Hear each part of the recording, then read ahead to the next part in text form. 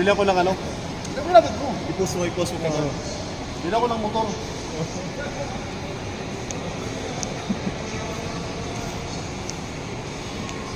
Ayun, ang yabang oh.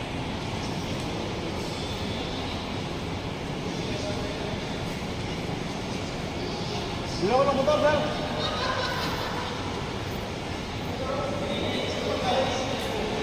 Ano dito, sir? Kano? Tulang ka siya. Down payment, sir. Down payment.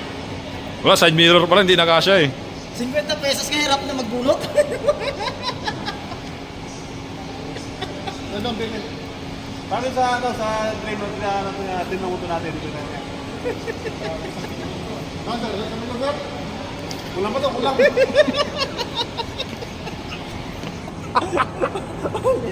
Puta na nakasalaw. Ano na yan?